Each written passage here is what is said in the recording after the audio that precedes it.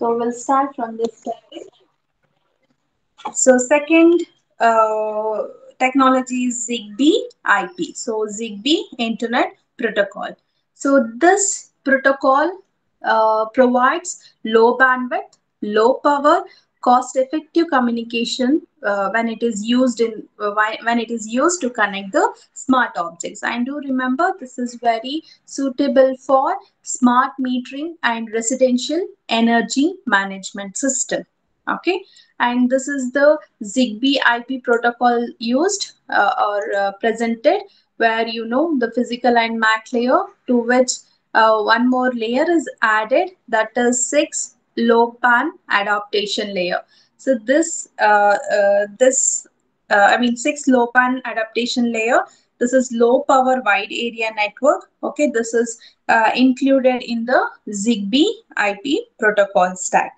Okay, and then other protocols are supported, IPv6, ICMP-v6, that is Internet Control Message Protocol v6, and this protocol. Along with this, routing protocols are also used. And with respect to transport layer, it supports TCP and UDP. And as I said, the ZigBee IP suitable for smart energy application.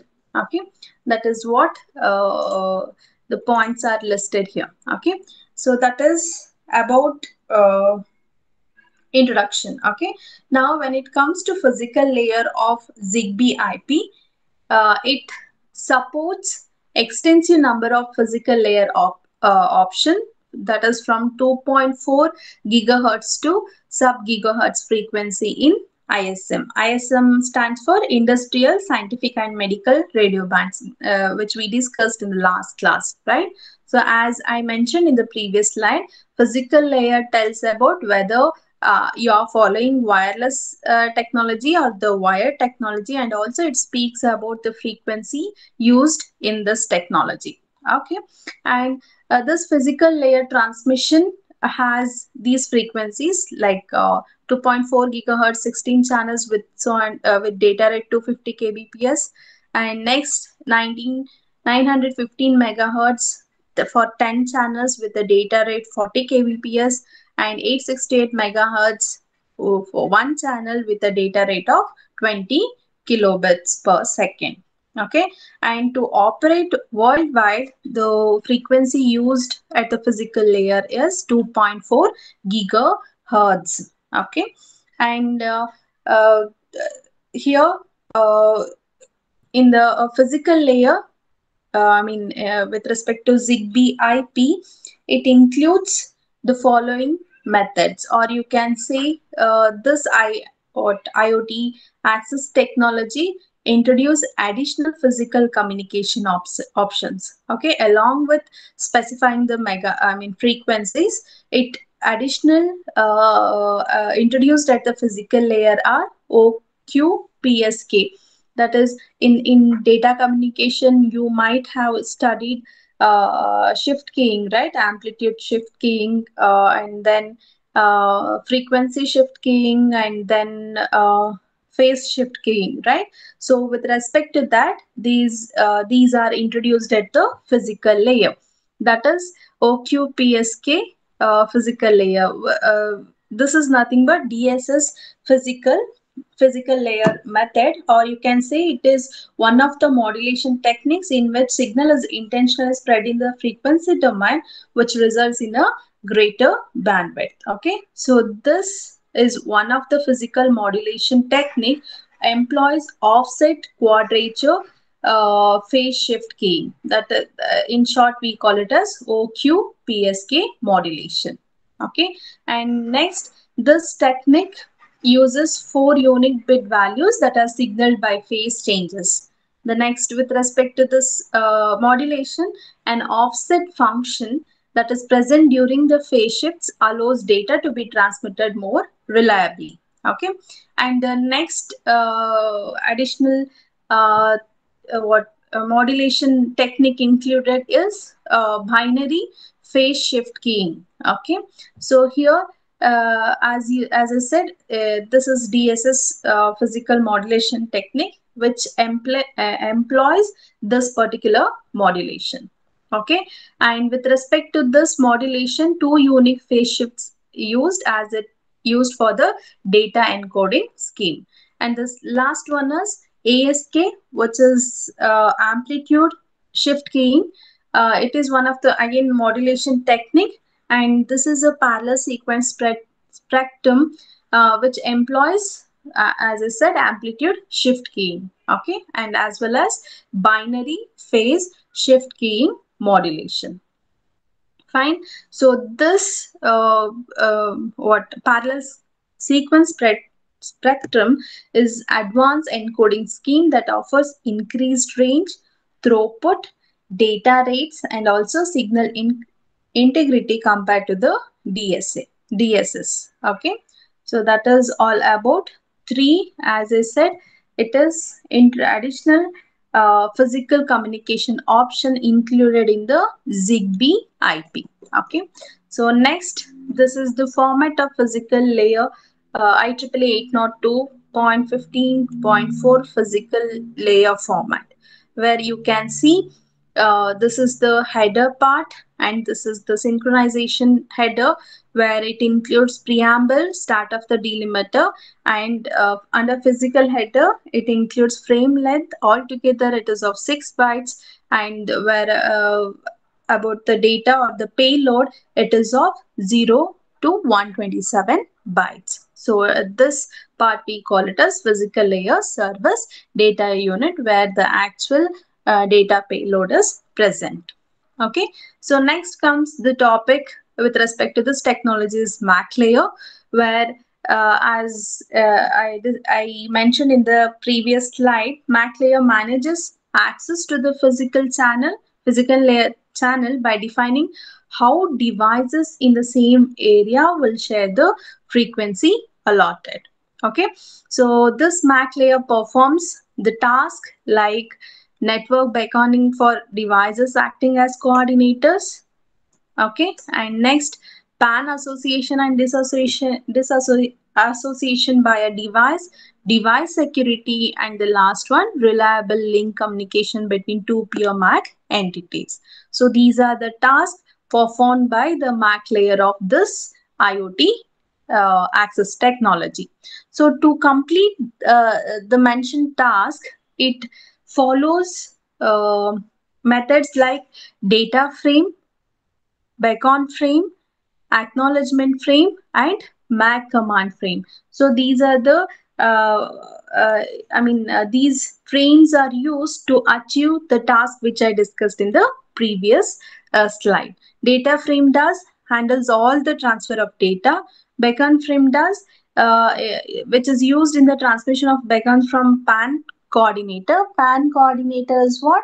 Personal area network, that coordinator. Acknowledgement frame, which confirms the successful reception of a frame. MAC command frame says responsible for control communication between the devices. Okay, and this is the representation of MAC format, where you can see the header part is this one, which is of 6 bytes, and this is about the payload, that is physical layer service data unit, which ranges from 0 to 127 bytes. So this includes all these data, that is MAC header, MAC payload, and MAC footer. MAC header includes you can see here frame control, sequence number, and then addressing fields. Okay, so you will see, we'll be discussing topology with respect to this, so then you will understand what is PAN identifier and all that. Okay, and this frame payload, the size is variable here, and MAC footer is represented at the end, and which is of 2 bytes. Okay, so this is the representation of MAC format. Now topology. Topology topic under this IoT access technology. This technology follows star topology, peer-to-peer, or mesh topology. So in at a greater range, mesh networks are used. Okay, so this PAN you can see in this image, which is a mesh network topology. Multiple nodes you can find here. That is the dark one, we call it as PAN coordinator. Okay, and little bit lighter one, these nodes we call it as full function device, and the light one is we call that as a reduced function device. Okay, this is the topology followed for this technology. So here with respect to that, as I said, in this mesh is nothing but a PAN network. Okay, so this should have a unique ID. Okay, so for each setup you should have a unique ID. Okay, and all the nodes in this network should use the same PAN ID. See, it's like network ID. Okay, so for this mesh network topology, the ID is given as PAN ID 1. So all the nodes that is present in this network should have the same PAN ID. Okay, that is about topology. And as I said, full function FFDs and RFDs, that is reduced function devices, are used in this network, and a minimum of one FFD acting as a PAN coordinator. Okay, see here, one of the FFD will act as a PAN coordinator. Okay, now this coordinate, it is required to deliver services that allow other devices to associate and form a cell or a PAN. So it is used to coordinate between all the devices that are present in the network. Okay, and as I said, identifier is given, that is PAN ID 1. Okay, this full function devices can communicate with any other devices that are present in the network, whereas RFD, that is reduced function devices, will communicate only with FFD. You can see that in this diagram. Okay, so here you can see this is a full function device, right? This can communicate with all the devices that are present in the network. Okay, whereas this reduced function devices can communicate only with the FFTs. Okay, so that is about the topology followed for this. Fine. And when it comes to security, as it is mentioned, AES algorithm is used with the bit key 128. AES stands for Advanced Encryption Standard Algorithm, right? So this is used for the security purpose. If you consider this format, you can see here this whole thing is what helps in securing the security. That is, security enabled bit in frame control is set to 1. Okay, if it is set to 1, it enables the security for the data. Okay, and second one is auxiliary security header field is added in the MAC frame, which gives the security for this part of the format or the data. Okay, that is about the security. See, this till here, it is about the what IoT technology 802.15.4. So we discussed security, right? And then topology, and then MAC layer, and then physical layer, right?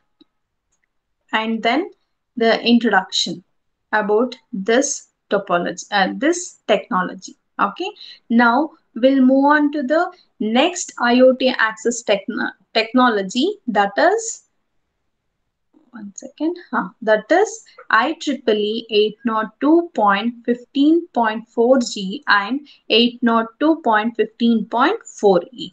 Okay, so these technology is nothing but the amendment of the technology which we discussed in the previous slide, that is the 802.15.4 2011 version. Okay, so there must amendment in the sense there must be some changes for the existing one, right? So that is expands the MAC layer to overcome the disadvantages associated with this technology. So that is MAC reliability, unbounded latency, and multipath fading. So this technology provides solution for the problems that we face in the 8.2 15.4. Okay. So now, in addition to making I mean, adding additional features to the Mac layer, it also made improvements to better cope with certain application domains such as factory and process automation and smart grid. You can see that this technology used in factory as well as process automation as well as in the smart grid application. Okay, and this technology, that is IEEE 802 15.4G, seeks to optimize large outdoor wireless mesh network for fans, that is field area network. So this technology is suitable for fans where mesh network or topology is followed. Okay, here with respect to this technology, with respect to physical layer, it introduces new definitions as well as modification done at the MAC layer to implement the definitions that is defined under physical layer. Okay, so that is about introduction.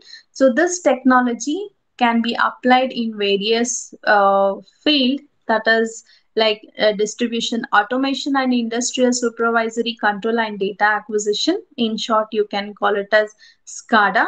Okay, environments for remote monitoring and control. And then it may be used in public lighting and environmental wireless sensor in smart cities, then electrical vehicle charging stations, smart parking meters, microgrids, renewable energy. So these are the few fields where this particular technology will be used.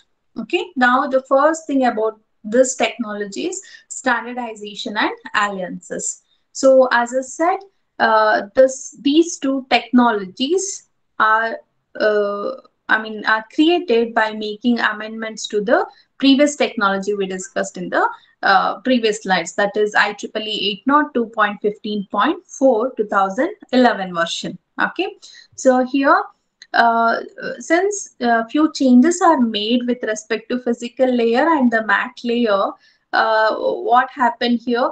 Additional difficulty is introduced in this technology. That is achieving interoperability between the devices and mixed vendors that users requested. So these technologies faces the problem of interoperability. Okay, since the changes are made in the physical layer as well as in the MAC layer. Okay, so let's see what is physical layer with respect to this technology. So this technology has a payload size of 127 bytes. The previously it was 127 bytes, that is from 0 to 127. Now it is increased to 2047 bytes. That is one changes, and then it provides a better match for the greater packet size, okay, which found in the many upper layer protocols. And it uses that is IPv6 MTU setting is the size is 1280 bytes. Okay, fragmentation is no longer necessary at the layer 2 when IPv6 packets are transmitted over IEEE 802 15.4G MAC frames. Okay, these are the few things introduced in the physical layer. What is that? The size of the payload is increased, right? And it helps in or implementing that is having greater packet size, which helps in working of many upper layer protocols. Like it uses IPv6 MTU setting as 1280 bytes. Okay, fragmentation is no longer required at the MAC at the layer 2 because IPv6 packets are transmitted with the help of 802.15.4G MAC frames. Okay, and next error protection is error it is improved in this technology by using CRC cyclic redundancy check from 16 to 32 bits. Okay, so then physical layer, the frequency that used at this layer ranges from 169 megahertz to 2.4 gigahertz. Okay, and these bands covers unlicensed ISM frequency spectrum as well. Okay, and next thing is whatever the bands I mentioned the previous slide, that must be modulated onto frequency using at least one of the following physical layer mechanism to be IEEE 802.15.4G compliant. So to implement this frequency range, it has to follow one of the modulated methods. That is, it may be multi-rate and multi-regional frequency shift keying, okay, or multi-rate and multi-regional orthogonal frequency division multiplexing, or multi-rate and multi-regional offset quadrature phase shift keying. Okay, see these topics, I mean these shift keying modulation methods are not given in the syllabus in detail, but you have studied what modulation techniques in DC. Okay, since you have that basic idea, I don't much stress upon this. Okay, that is about the physical layer. And next is mat layer. So here mat layer, as I said, to implement the additional definition that is made in the physical layer, to implement those additional features, what mat layer has to follow certain methods or mechanisms, right? So that we will be discussing here. So that is time slotted channel hopping is used. Okay, and next information elements used, and then enhanced beacons, and then fourth one is enhanced acknowledgement. So these are all used to implement uh, the additional features or the definition introduced in the physical layer. Okay, and this is the mat frame format, where here you can see the size is increased from 0 to 127. Previously it was 0 to 127, right? Now it is increased to 0 to 2047 bytes. Okay, and here also you can see few changes are made if you compare this with the previous technology. Fine. So next, topology. With respect to topology, it supports mesh topology, so it is well suited for industrial and smart city applications. Okay, and so that because it follows mesh topology, uh, this can be deployed in urban as well as rural areas. So expanding the distance between the nodes can relay the traffic of other nodes. Okay, and one more thing is there should be support for battery powered nodes with a long life cycles. Fine. So that is about the topology. And then with respect to security, it inherit the security attributes from the previous technology. Okay, again this method, the technology uses AES as a encryption algorithm with 128-bit key. Okay, and you can see auxiliary security header is introduced in the MAC format, right? And also a secure acknowledgement and a secure enhanced beacon field is introduced in the MAC layer, which satisfies the security issue with respect to this technologies. Okay, that is about security. And you can see here for the security purpose, security header and message integrity code is also introduced at the MAC layer. Fine. So that is about the security. And next is IEEE 1901.2a, right? So